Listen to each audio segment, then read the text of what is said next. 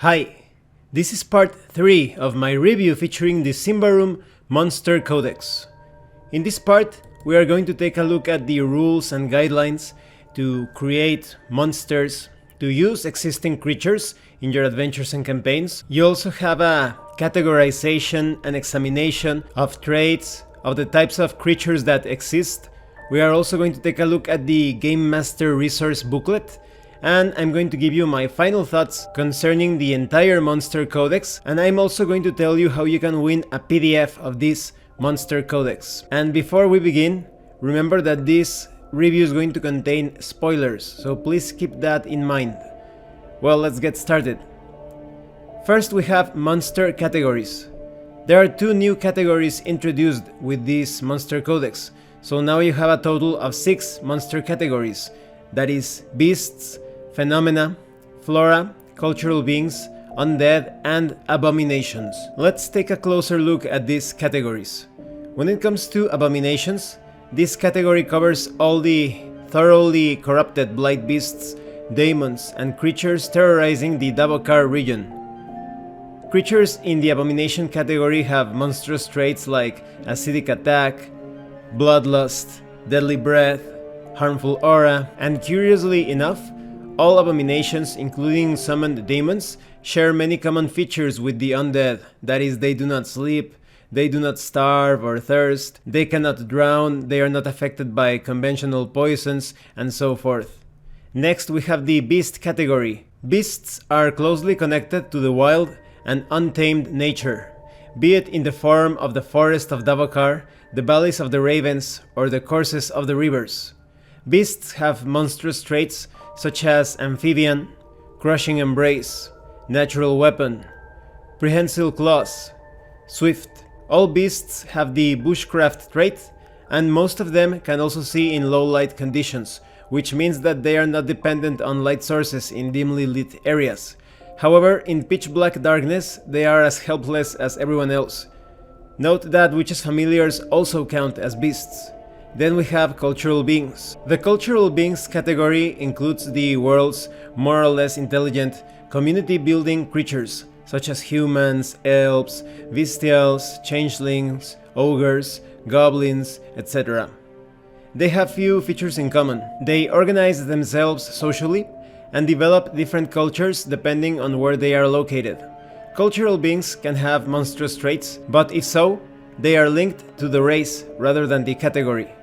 Normally, members of this category have abilities, powers, and boons. Next, we have Flora. Deadly flora is mentioned in many expedition chronicles. Barbarians and witches are well aware of the threats which grow and blossom. Creatures included in this category have monstrous traits such as armored, colossal, paralyzing poison, sturdy, root wall. Then we have the phenomena category, which is used to describe a large number of beings which scholars find hard to classify in any other way. In many cases, it can actually be difficult to determine whether they are beings at all, and not a hateful place or a climate condition. As for monstrous traits, phenomena can display a wide range of seemingly incompatible abilities and traits. Next, we have the undead category, which covers both spirits and walking corpses. Spirits are creatures without physical bodies, while walking corpses are dead bodies possessed by a living spirit. They have traits such as enthrall, spirit form, bloodlust, and gravely cold, just to name a few. Then we have a subsection examining monstrous traits. Let's talk about a few of these. We have Amphibian. The creature is built for a life in and out of water, and can extract oxygen from both water and air. We have Avenging Successor. This one is quite interesting. Basically, the one who kills a creature with this trait is immediately exposed to its vengeance in the form of one or more other creatures. That is, someone or something is going to avenge the slain creature. Then we have Bloodlust. The creature thirsts for warm blood, and with its gaze, it can put its victim into a trance before feasting on its life-giving juices. We have other traits such as companions. The creature is never alone, never encountered without its companions in tow. We also have Corruption Hoarder. The creature is able to accumulate corruption and is able to use that corruption for a series of special actions. There's also Death Struggle. When the creature dies, its accumulated wrath is unleashed in attacks against those unlucky enough to be within reach. So as you can see, there are many vengeful creatures in this setting. And these are just a few of the traits included in this monster codex. We also have a special section detailing disease in Symbaroum. All of the details concerning the exposure to a particular contagion, the course of the disease, if it is actually weak disease, moderate disease, or strong disease, the details concerning transmission and care, how you can heal it through medicine or mystical arts. Then we have information on the creation of monsters. These are guidelines that you can use to create your own original monsters for the setting of Symbaroum. First, you have a few basic principles, specifically two fundamentals. First and foremost, in order for a creature to work well in the game, it needs to have at least one weakness. And second, it is important to be aware that passive abilities, powers, and traits are always easier to keep track of than active and reactive ones. So you can use these two principles to guide yourself as you are coming up with your own creations. You also have specific details on the race of the creature, the resistance, traits and abilities, attributes, everything concerning how to build a creature to create balanced or perhaps unbalanced encounters depending on what you are looking for a particular adventure campaign. In some encounters, maybe the player characters will need to run away or hide. In other encounters, because they are probably quite more powerful than the creature that they are fighting, they are going to steamroll the opposition. You also have additional information on how you can arm a creature. Perhaps the creature is able to use weapons or armor. You have information on defense, the toughness or pain threshold. And then you have tips on how to wrap it all up with the manner of the creature, the equipment that it is carrying besides weapons, the shadow of the creature, because you may remember that in Symbaroum you have this sort of spiritual trace that some beings with the witch sight ability can perceive or study.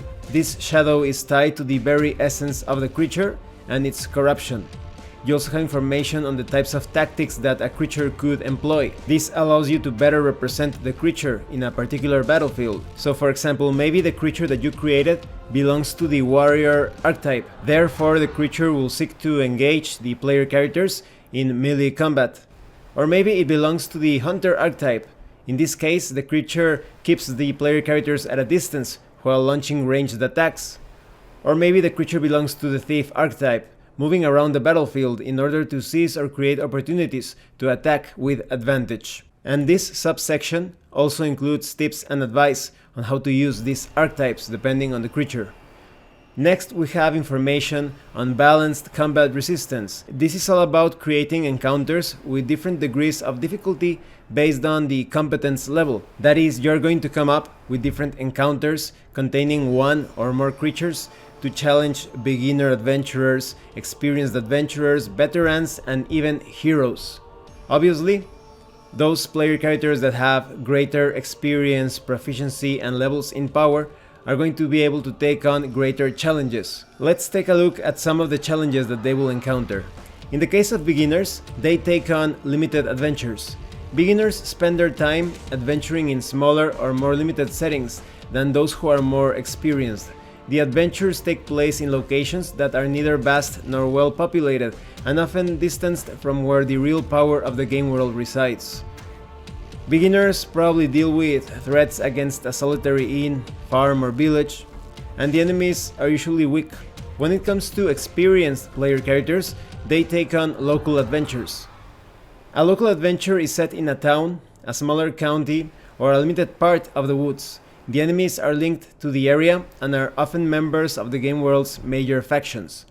So these sorts of adventurers usually deal with threats against towns, baronies, or a particular domain, and the enemies are ordinary or somewhat challenging. Then we have the veterans that take on regional adventures. Veterans usually confront political challenges, things related to war and epic mysteries. They take on threats against entire duchies and whole barbarian clans, and the enemies are quite challenging and strong.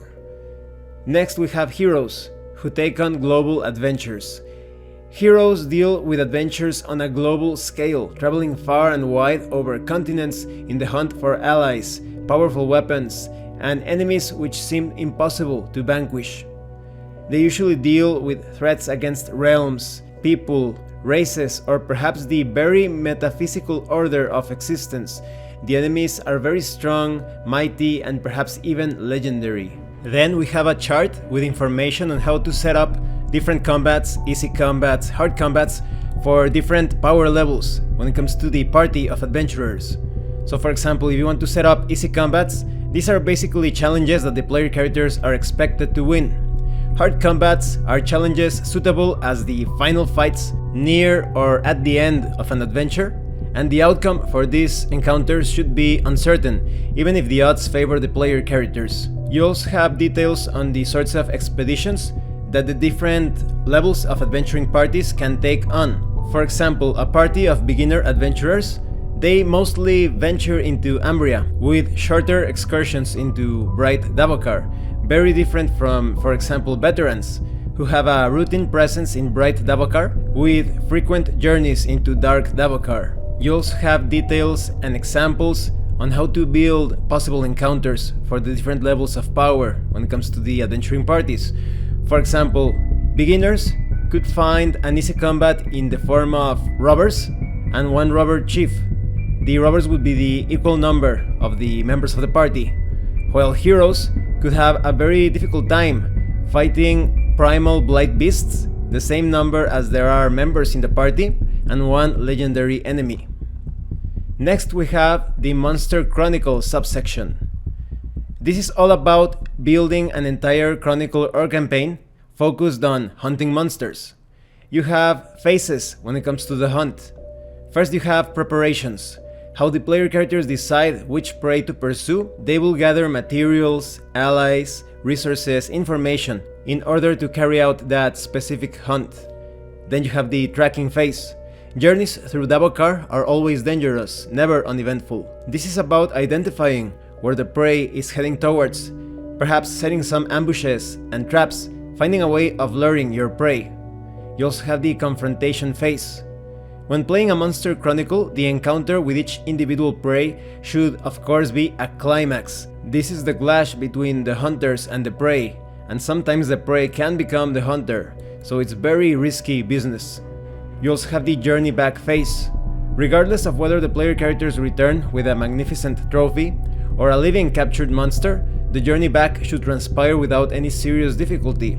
However, there could be some exceptions. This is Davokar we are talking about, of course. The only real reason why difficulties shouldn't present themselves along the road is that perhaps the beast or the party of adventurers have already killed other adversaries and surpassed other obstacles along the way. You also have types of monster hunting. Maybe you are hunting for trophies, maybe you are just exploring monsters and perhaps documenting them. Maybe you are occult problem solvers. So this appeals to a wide variety of groups of adventurers. Whether you are role-playing as rogues or as champions of justice, you will find your reasons for the hunt here. There are also details on how you can sell your trophies or the monsters that you have captured. And at the end of the Monster Codex, we have a sort of controversial species. This is basically the Andrix. These are dogmen. Yes, anthropomorphic dogs that for some reason they have mutated. They are specifically cultural beings, and they can be played as player characters as well. So here you have information on how to make sense of introducing these new species into a new campaign or a long-running campaign. They have some interesting attributes. For example, they have paws, they are provocative, that is, the creature has a knack for provoking everyone it meets to such an extent that it can become useful as a distraction during combat. And you could be thinking, how did this make it into Symbaroum? Well, this is because it's part of an April Fool's joke, but now it's an optional species. So it's going to be quite difficult to keep a grim-dark, bleak, gloomy atmosphere with this sort of player character, but it is not impossible. It just makes the campaign a bit more weird or gonzo. So it's up to you if you want to use it as a player character, as an antagonist, any way that you can employ it, as an NPC, as a monster. But in my opinion, you could also make this dog people, a bit more monstrous, so that it fits into the setting of Symbaroum. They don't have to be caricaturesque in their appearance. Maybe because of the corruption, they have this sort of chaotic, mutated, perhaps menacing look to them. In that way, it could definitely find its place in the dark fantasy RPG experience of Symbaroum. Now let's talk about the Game Master resource included in this Monster Codex. This is a very thematic document with many extracts, fragments, and revelations as told by different characters within the setting of Symbaroum. Let me read some of this material to you. I didn't understand the odd looks and signs of protection that were aimed at us in Thistlehold, and it took a long while before I realized that they actually were about our choice of guide. The masked girl was reclusive and careful not to show her face in view of others, but there is no doubt she was qualified. She found the quickest route through the forest, and on several occasions her instincts led us unharmed past ambushes and traps. Sure, she tracked like a dog, sniffing along the ground, but this is a method also practiced by barbarians. Honestly, I couldn't see what caused the alarm and worry, until we were surrounded by draguls. The girl grew wings and flew over us with her bow singing, to later dive to the ground and launch into battle, suddenly tall, muscular, and with long, razor-sharp claws. I must say, in that moment, our guide became the most interesting thing about our expedition. This was written by Brother Erbalmer, expedition leader in the name of Prius. And here's another interesting fragment. We arrived at Outback late in the evening. All was still, too still. The massive oak gates, worthy of an Ambrian fort, were intact. The palisade, standing upon mighty embankments, remained unbroken. Initially, our cries and knocks at the gate went unanswered, and we could do nothing but wait, irresolute with darkening Davokar at our backs. One of the scouts sniffed the air and wheezed, "The stench, can you smell it?" Before we had time to respond, a weak, trembling voice was heard from the gatehouse. "Climb, quickly, climb!" A rope was lowered down, and we hurried up. In the light of the fading sun, standing atop the palisade, we saw the many dirt piles around the settlement, and inside it, one. Our most experienced scout muttered and spit 3 times over his shoulder. This explains the stench. This place is doomed, and we along with it. Then we have an interesting account. They fought in close formation, moving as one large body, rather than as individuals. They fought without words or spoken orders. Grunts of exertion and moans of pain were all that came from them. Only when one of them fell did they scream. First one called out the name of the fallen, then the others did the same, all at once. They then fought on in silence, though, if possible, even more frenetically. They were few, we were many. We slew them all, at the cost of heavy casualties. I heard rumors that there are more like them, that what we fought was but the rear guard of a larger force. Bahiti, Teremun, Madai, Hadar, Idona. Yes, even now, my beloved will sometimes wake me up as, in a cold sweat, I scream their names in my sleep. And this is just some of the fiction that you will encounter in this booklet. So what do I think of the Symbaroum Monster Codex? I consider this one a must-have. The Hordes of the Eternal Night section of this book contains many creatures with all sorts of information concerning their background, adventure seeds, and some of these creatures you can actually play as player characters. You also have information on materials, spells, rituals, artifacts. It is a true fountain of endless adventures. When it comes to the Monsters and Adversaries section, this is pretty high in terms of utility value. You have all sorts of adversaries and potential allies to insert into any adventure and campaign. This is not so much about background information and adventure seeds in this particular case, but rather it's more of a case of using the right tool for the right encounter. And I cannot stress this enough. The Monsters and Adversaries section offers the perfect material to build random encounter tables for your adventures in Symbaroum. Maybe you are playing, like I said, a solo game or a co-op game without a game master.